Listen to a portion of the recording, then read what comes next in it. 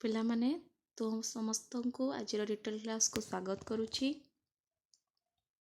ଆଜି ଆମେ ପଢ଼ୁଛେ ଗ୍ରାହକମାନଙ୍କର ଆବଶ୍ୟକତାକୁ ବୁଝିବା, ଯେଉଁଟାକି ୟୁନିଟ୍ 4ର ପ୍ରଥମ ଅଧ୍ୟାୟ।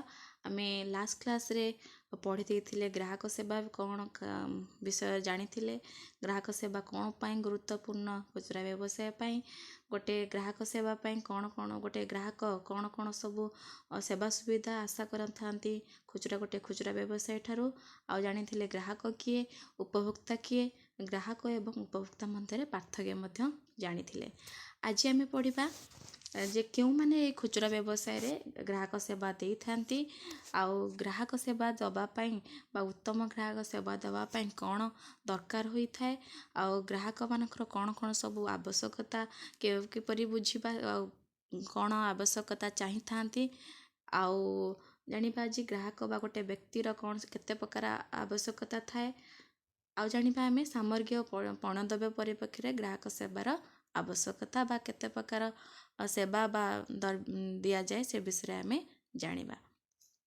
ଯେଉଁମାନେ ଲାଷ୍ଟ ଭିଡ଼ିଓଟି ଦେଖିନାହ ସେମାନଙ୍କୁ ମୁଁ ଡିସ୍କ୍ରିପ୍ସନ୍ ବକ୍ସରେ ଲିଙ୍କ୍ ଦେଇଦେବି, ସେମାନେ ଯାଇକି ଦେଖିପାରିବ। ଦେଖିଲେ ଏ ଫଳରେ ଏ ଭିଡ଼ିଓଟିକି ତୁମମାନଙ୍କୁ ଭଲ ଭାବରେ ବୁଝି ହେବ। ଚାଲ ଆମେ ଆରମ୍ଭ କରିବା ଯେ ଖୁଚୁରା ପ୍ରତିଷ୍ଠାନରେ ବା ଖୁଚୁରା ବ୍ୟବସାୟରେ ଗ୍ରାହକ ସେବା କେଉଁମାନେ ଯୋଗାଇଥାନ୍ତି। ଯେଉଁ ତମେମାନେ ସବୁ ଯାଇଥିବ ଖୁଚୁରା ପ୍ରତିଷ୍ଠାନ, ଯେତେବେଳେ ବୁଲି ଯାଇଥାଅ ବା କିଛି କିଣିବାକୁ ଯାଇଥିବ ସଂଗଠିତ ଖୁଚୁରା ବ୍ୟବସାୟ ପ୍ରତିଷ୍ଠାନରେ, ସେଠି ତୁମେମାନେ ବିଭିନ୍ନ ପ୍ରକାର ସେଲ୍ସ ପର୍ସନ୍ ଯେଉଁମାନେ ଗ୍ରାହକଙ୍କୁ ବିଭିନ୍ନ ପ୍ରକାର ସେବା ପ୍ରଦାନ କରିଥାନ୍ତି କିଣିବା ସମୟରେ, ଆଉ ଯେଉଁମାନେ କ୍ୟାସିୟର ବି କ୍ୟାସ୍ କାଉଣ୍ଟରରେ ଯେଉଁମାନେ ବିଲିଂ କରନ୍ତି, ଆଉ କିଛି manager, floor manager, store manager, ଏମିତି କିଛି ଲୋକ ଯେଉଁମାନେ ସେଠି ଥାଆନ୍ତି ପ୍ରତ୍ୟକ୍ଷ ଭାବରେ ଗ୍ରାହକମାନଙ୍କ ସହିତ କଥାବାର୍ତ୍ତା ହୋଇଥାନ୍ତି। ଗ୍ରାହକ କ'ଣ ପାଇଁ ଆସି ସେମାନଙ୍କୁ ବୁଝନ୍ତି, ସେଇମାନେ ହିଁ ଖୁଚୁରା ବ୍ୟବସାୟରେ ଗ୍ରାହକମାନଙ୍କୁ କ'ଣ ସେବା ପ୍ରଦାନ କରନ୍ତି। ଯଦି କୌଣସି କମ୍ପ୍ଲେନ୍ ଦେବାକୁ ହେଲେ, କୌଣସି ଏକ୍ସଚେଞ୍ଜ କରିବାକୁ ହେଲେ, ଯାହାଙ୍କ ପାଖକୁ ଆମେ ଯାଉ ବା କୌଣସି ସେଲ୍ସ ପର୍ସନ୍ ହେଲା, ଯାହା କଷ୍ଟମର ଯେଉଁଠୁ ରିଲେସନସିପ୍ ଏକ୍ଜିକ୍ୟୁଟିଭ୍ ବସିଥାନ୍ତି, ସେମାନେ ବି ଗ୍ରାହକ ସେବା ଯୋଗାଇଥାନ୍ତି। ତ ସେମାନେ ଖୁଚୁରା ପ୍ରତିଷ୍ଠାନର ସମସ୍ତ କର୍ମଚାରୀମାନେ ହିଁ ଗ୍ରାହକ ସେବା ପ୍ରଦାନ କରିଥାନ୍ତି। ତାପରେ ଆମେ ଜାଣିବା ଯେ ଗ୍ରାହକ ସେବା ପାଇଁ ବା ଉତ୍ତମ ଗ୍ରାହକ ସେବା ଦେବା ପାଇଁ କ'ଣ ଦରକାର ପଡ଼େ। ତ ଗୋଟେ ଉତ୍ତମ ଗ୍ରାହକ ସେବା ଦେବା ପାଇଁ ଯିଏ ଦେବ, ସେ ସେଲ୍ସ ପର୍ସନ୍ ହେଉ କି ଯେକୌଣସି କର୍ମଚାରୀ ହେଉ, ସେ ଜାଣିଥିବା ଦରକାର ଯେ ଗ୍ରାହକ କ'ଣ ପାଇଁ ଗ୍ରାହକଙ୍କୁ ଗ୍ରାହକ ସେବା ଦିଆଯାଉଛି, ଗ୍ରାହକ କ'ଣ ପାଇଁ ପ୍ରତ୍ୟେକ ବ୍ୟବସାୟ ପାଇଁ ଜରୁରୀ ବା ଅଧିକ ଗୁରୁତ୍ୱ କ'ଣ ପାଇଁ ସେମାନଙ୍କୁ ଦିଆଯାଉ। ସେଥିଲାଗି ତାଙ୍କୁ ପ୍ରତ୍ୟେକ ଭାବରେ ଟ୍ରେନିଂ ଦିଆଯାଇଥାଏ ପ୍ରତିଷ୍ଠାନ ତରଫରୁ, ଆଉ ସେମାନଙ୍କୁ ଜଣାଯାଇଥାଏ ଯେ ଗ୍ରାହକମାନଙ୍କର ମହତ୍ତ୍ୱ କ'ଣ ବ୍ୟବସାୟ ପାଇଁ, ଆଉ ସେମାନେ କିପରି ଗ୍ରାହକ ସେବା ଦେବେ, ଗ୍ରାହକମାନଙ୍କ ସହିତ କିପରି ରିଲେସନସିପ୍ କିମ୍ବା ସମ୍ପର୍କ କିପରି ସ୍ଥାପନ କରିବେ, ଯେମିତି ଦୀର୍ଘତମ ହୋଇପାରିବ ସେ ସମ୍ପର୍କ, ଫଳରେ ସେମାନେ ଗ୍ରାହକକୁ ଭଲ ଭାବରେ ସେବା ଦେଇପାରିବେ ଓ ଗ୍ରାହକଟି ନିୟମିତ ଗ୍ରାହକ ହୋଇକରି ସେ ଷ୍ଟୋରରେ ରହିପାରିବ। ଆଉ ଯେତେବେଳେ କାହିଁକିନା କୌଣସି ଗ୍ରାହକ ଜାଣିନାହିଁ ଯେ କୌଣସି ଗୋଟେ ଷ୍ଟୋରର କର୍ମଚାରୀଙ୍କ ମନରେ କ'ଣ ଅଛି ତାଙ୍କ ପ୍ରତି, ସେଥିଲାଗି ସେ ଯେତେବେଳେ ଗ୍ରାହକ ସେବା ପ୍ରଦାନ କରାଯାଏ, ତାଙ୍କ କଥାବାର୍ତ୍ତା, ତାଙ୍କ ବ୍ୟବହାର, ଚାଲିଚଳନ, ସେମାନଙ୍କର ସେବାରୁ ହିଁ ତାଙ୍କର ସାଙ୍ଗେ ଯେକୌଣସି କଥା କହିଲେ ତା ସାଙ୍ଗେ ସେ ଜିନିଷଟା ଆଣିକି ଦେବା, ତା କମ୍ପ୍ଲେନ୍ ଶୁଣିବା, ସେଥିରୁ ଜଣାଯାଏ ଯେ ସେ ଗ୍ରାହକ ସେବା କିପରି ସେ ଷ୍ଟୋରରେ ପ୍ରଦାନ କରାଯାଉଛି ଆଉ ଷ୍ଟୋରଟି କିପରି। ଏଥିରୁ ଗୋଟେ ଗ୍ରାହକଙ୍କ ମନରେ ଭଲ ଇମ୍ପ୍ରେସନ୍ ବା ଭଲ ଇମ୍ପ୍ରେସନ୍ କ୍ରିଏଟ୍ ହେଇଥାଏ, ଆଉ ସେ ଷ୍ଟୋରକୁ ବାରମ୍ବାର ଆସିଥାଏ ଜିନିଷ କିଣିବା ପାଇଁ। ଏବେ ଜାଣିବେ ଯେ ଗୋଟେ ଗ୍ରାହକର କ'ଣ ବିଭିନ୍ନ ସବୁ ଯେଉଁ ଆବଶ୍ୟକତା ଅଛି ସେ ବିଷୟରେ ଆମେ ବୁଝିବା। ତ ଗ୍ରାହକମାନେ ସାଧାରଣତଃ 10ଟି ଆବଶ୍ୟକତା ଉପରେ ଗୁରୁତ୍ୱ ଦେଇଥାନ୍ତି। ପ୍ରତ୍ୟେକ ଗ୍ରାହକମାନେ ବ୍ୟବସାୟ ଠାରୁ ଉପଯୁକ୍ତ ସେବା ଓ ଦ୍ରବ୍ୟ ଆଶା କରିଥାନ୍ତି। କୌଣସି ଗ୍ରାହକ ଚାହାନ୍ତିନି ଯେ ଆମକୁ ଭଲ ସେବା ନ ଦିଆଯାଉ, ଭଲ ଦ୍ରବ୍ୟ ନ ଦିଆଯାଉ। ସେଥିଲାଗି ଉପଯୁକ୍ତ ସେବା ଓ ଦ୍ରବ୍ୟ ସମସ୍ତ ପ୍ରକାର ଗ୍ରାହକମାନେ ବ୍ୟବସାୟ ଠାରୁ ଚାହିଁଥାନ୍ତି। ଦ୍ୱିତୀୟରେ, ବ୍ୟବସାୟ ସେମାନଙ୍କର ଆବଶ୍ୟକତା ହୃଦୟଙ୍ଗମ କରୁ, ଏକଥା ସେମାନେ ଚାହାନ୍ତି। ସମସ୍ତ ଗ୍ରାହକମାନେ ଚାହାନ୍ତି ଯେକୌଣସି ଷ୍ଟୋରକୁ ଗୋଟେ ଗ୍ରାହକ ଯାଇଛି କିଛି ଜିନିଷ କିଣିବା ପାଇଁ, ସେ କେଉଁ ଉଦ୍ଦେଶ୍ୟରେ ଯାଇଛି, କେଉଁ ପ୍ରକାର ଜିନିଷ ଖୋଜୁଛି, ସେଇଟା ହୃଦୟଙ୍ଗମ କରୁ ଗୋଟେ ବ୍ୟବସାୟୀ ବା ତା'ର କୌଣସି କମ୍ପ୍ଲେନ୍ ହେଇଛି ବା କୌଣସି ସେ ଜିନିଷ ତା'ର ଖରାପ ପଡ଼ିଛି, ସେଟାକୁ ହୃଦୟଙ୍ଗମ କରନ୍ତୁ ସେ ବ୍ୟବସାୟୀ। ସେ ସମସ୍ତେ ସବୁ ପ୍ରକାର ଗ୍ରାହକ ଚାହାନ୍ତି। ତୃତୀୟରେ କ'ଣ ଆଉ ଗ୍ରାହକ ଚାହାନ୍ତି, ଯେ ଗ୍ରାହକ ଯେତେବେଳେ ସେ କିଛି ଜିନିଷ କିଣିଥାଏ, କିଛି ପଇସା ଦେଇକି ଜିନିଷ କିଣିଥାଏ, ଆଣିଲା ପରେ ସେ ଗୋଟେ ଆନନ୍ଦ ଅନୁଭୂତି ଆଶା କରିଥାଏ, ଯେ ମୁଁ ଜିନିଷ କିଣିଲି, ଏଟାକୁ ମୋତେ ଖୁସି ଦେବ, ଏଟା ମୋ ପାଇଁ ଭଲ ପଡ଼ିବ।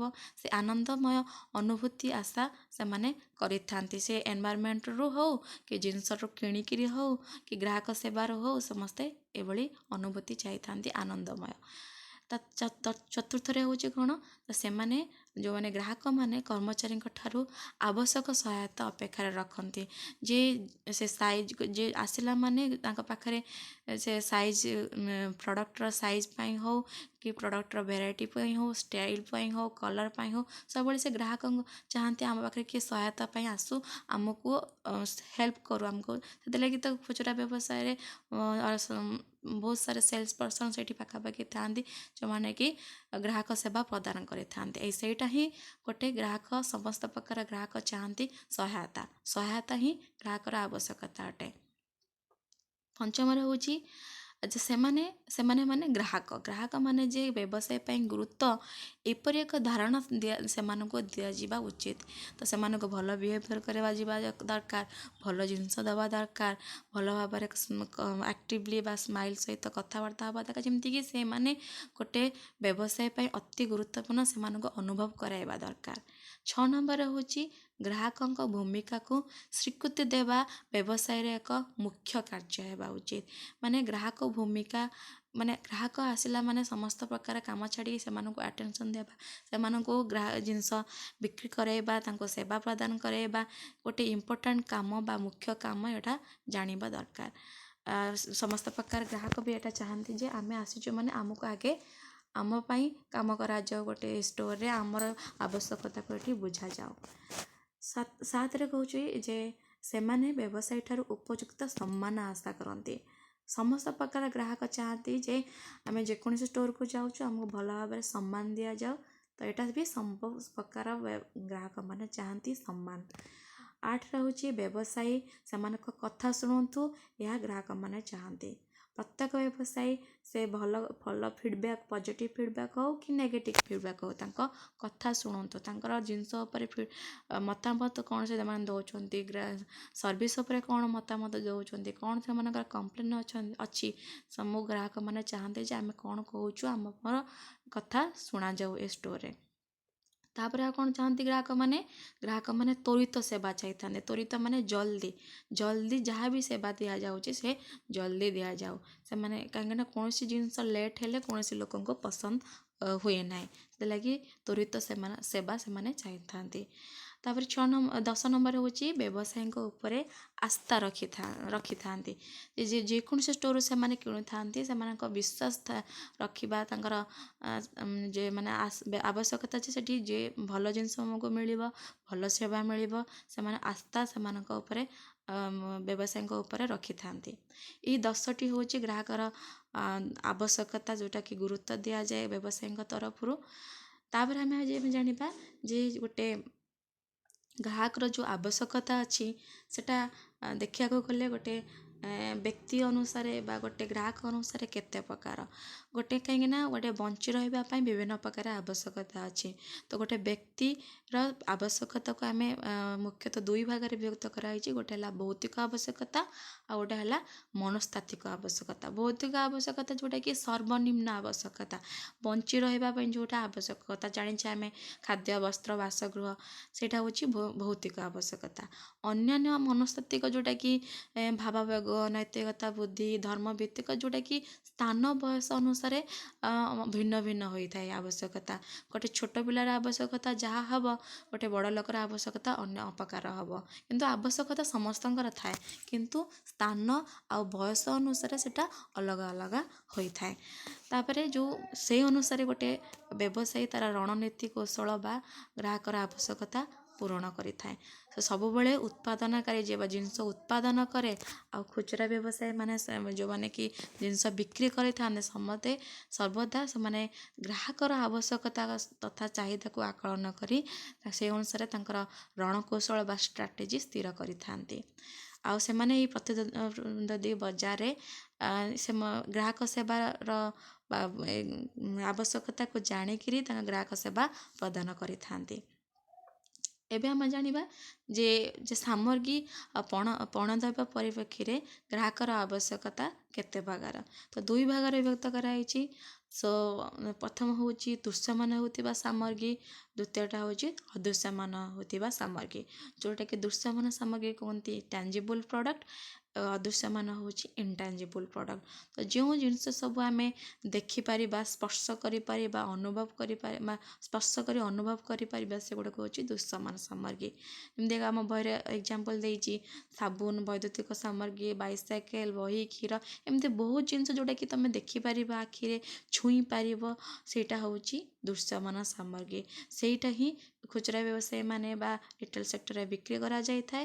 ଆଉ ଗୋଟେ କିଛି ଜିନିଷ ଯେଉଁଟାକି ଗ୍ରାହକମାନଙ୍କର ଆବଶ୍ୟକତା ଏ ଜିନିଷ ହିଁ ଆସିଥାଏ। ଆଉ ଗୋଟେ ହେଉଛି କ'ଣ ଅଦୃଶ୍ୟମାନ ସାମଗ୍ରୀ, ଯେଉଁଟାକି ଗ୍ରାହକମାନଙ୍କର ବି ଆବଶ୍ୟକତା ଆସିଥାଏ। ତାକୁ କହନ୍ତି ଇନଟାଞ୍ଜିବୁଲ୍ ଗୁଡ୍ସ, ଯେଉଁଟାକି ଆମେ ପିଓର ସେବା ଏଗୁଡ଼ାକୁ ହିଁ ଇନଟାଞ୍ଜିବୁଲ୍ ବା ଅଦୃଶ୍ୟମାନ ସାମଗ୍ରୀ କୁହାଯାଏ। ଯେଉଁଟାକି ଆମ ଦୈନନ୍ଦିନ ଜୀବନରେ ଯେଉଁ ସବୁ ଟେଲିଫୋନ୍ ହେଲା ସେବା, ବିଦ୍ୟୁତ୍ ସେବା ହେଲା, ବ୍ୟାଙ୍କ ସେବା ହେଲା, ସ୍ୱାସ୍ଥ୍ୟ ସେବା, ଯେତେକ ସେବା ଆମେ ପାଉଛେ ସେ ସବୁ ହେଉଛି ଅଦୃଶ୍ୟମାନ ସାମଗ୍ରୀ, ଇନଟାଞ୍ଜିବୁଲ୍ ପ୍ରଡ଼କ୍ଟ। ଏଟାକୁ ଏସବୁ ସବୁ ଜିନିଷକୁ ବି ପଇସା ଦିଆଯାଇକରି କିଣାଯାଇଥାଏ, କିନ୍ତୁ ଏ ଜିନିଷକୁ ଦେଖିପାରିବା ନାହିଁ କି ଛୁଇଁ ପାରିବା ନାହିଁ, ୟାକୁ ଆମେ ଅନୁଭବ କରିପାରିବା। ଦେଖ ଏଠି ଆମେ ଗୋଟେ ଉଦାହରଣ ଦେଇଛି। ଆମେ ଗୋଟେ ଦୋକାନକୁ 10 ଟଙ୍କା ନେଇକରି ଗୋଟେ ବହି କିଣିଲେ, ଯେତେବେଳେ ଆମେ ଘରକୁ ଆସିବା ଆମ ସାଙ୍ଗରେ ସେଇଟା ବହିଟାକୁ ଆଣିଲେ। ତ ଗୋଟେ ଖୁଚୁରା ବ୍ୟବସାୟରେ ଦୁଇ ପ୍ରକାର ବା ଦିଆଯାଇଥାଏ। ଗୋଟେ ହେଲା ଦୃଶ୍ୟମାନ ସାମଗ୍ରୀ, ଗୋଟେ ହେଲା ଦୁଇ ପ୍ରକାର ଜିନିଷ ବିକ୍ରି କରାଯାଇଥାଏ, ଦୃଶ୍ୟମାନ ସାମଗ୍ରୀ, ଅଦୃଶ୍ୟମାନ ସାମଗ୍ରୀ। ସେବା ହେଉଛି କ'ଣ ଅଦୃଶ୍ୟମାନ, ଯେଉଁଟାକି ଜିନିଷ ଯେଉଁଟାକୁ ନେଇକରି ଆସିବା, ଯେମିତି ବହି ଏଠି 10 ଟଙ୍କା ଦେଲେ ବହିଟା ନେଇକରି ଆସିଲେ, ସେଟା ହେଲା ଦୃଶ୍ୟମାନ। ଆଉ ଗୋଟେ ହେଲା ଅଦୃଶ୍ୟମାନ, ଯେମିତି ସେମାନେ ସବୁ ବିଭିନ୍ନ ପ୍ରକାର ସେବା ଦେଉଛନ୍ତି, ସେମାନେ ହେଲ୍ପ କରୁଛନ୍ତି, ବିଲିଂ କରୁଛନ୍ତି, ସେଗୁଡ଼ା ସବୁ ଅଦୃଶ୍ୟମାନ, ସେ ଆମେ ଜାଣିପାରିବା। ଆଉ ଯେମିତି ଆମ ଦୈନନ୍ଦିନ ଜୀବନରେ ଯେମିତି ବସ୍ରେ ଆମେ ଯାଉଛେ, ବସ୍ ଯାତ୍ରା କରୁଛେ ସେଥିପାଇଁ ପଇସା ଦେଉଛେ, ଫିଲ୍ମ ଦେଖୁଛେ ସେଥିପାଇଁ ପଇସା ଦେଉଛେ, ସେଲୁନ୍କୁ ଯାଉଛେ ବାଳ କାଟୁଛେ ସେଥିପାଇଁ ପଇସା ଦେଉଛେ, କିନ୍ତୁ ସେଇଟା ସେବା ନେଇକରି ସେବା ଆମେ ପାଉଛେ, କିନ୍ତୁ ସେ ସେଲୁନ୍କୁ ଆଣୁନେ କି ବସ୍ଟାକୁ ଧରିକିରି ଆଣୁନେ। ସେଥିଲାଗି ସେଗୁଡ଼ାକ ସବୁ କ'ଣ ଖାଲି ସେବା, ଯେଉଁଟାକି ଅଦୃଶ୍ୟମାନ ସାମଗ୍ରୀ। ତ ମୁଁ ଭାବୁଛି ଆଜି କ୍ଲାସ୍ ସବୁ ପିଲାମାନେ ତୁମେମାନେ ବୁଝିପାରୁଥିବ, ଯାହା ଆମେ ସବୁ ପଢ଼ିଲେ ପରୀକ୍ଷାରେ ପଡ଼ିବ ତୁମମାନଙ୍କର ଦୃଶ୍ୟମାନ ସାମଗ୍ରୀ, ଅଦୃଶ୍ୟମାନ ସାମଗ୍ରୀର ଉଦାହରଣ ଦର୍ଶାଅ, ତା ମଧ୍ୟରେ ପାର୍ଥକ୍ୟ ଦର୍ଶାଅ। ତ ତୁମ ପାଇଁ ଆଜି କାମ ହେଉଛି ଦୃଶ୍ୟମାନ ସାମଗ୍ରୀ, ଅଦୃଶ୍ୟମାନ ସାମଗ୍ରୀ ଭିତରେ ପାର୍ଥକ୍ୟ ତୁମ ଖାତାରେ ଲେଖିକିରି ମୋତେ ହ୍ୱାଟ୍ସଆପ୍ ଗ୍ରୁପ୍ରେ ତୁମେମାନେ ସମସ୍ତେ ଛାଡ଼ିବ ତାର ଆନ୍ସର୍ ଗୁଡ଼ିକ। ଆଉ ଯଦି ଭିଡ଼ିଓରେ କିଛି ଡାଉଟ୍ ଥିବ ମୋତେ ପଚାରି ପାରିବ।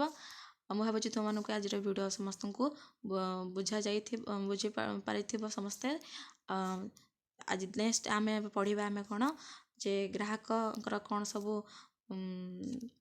ଆବଶ୍ୟକତା, ମୌଳିକ ଆବଶ୍ୟକତା ବିଷୟରେ ଆମେ କିପରି ଜାଣିବା।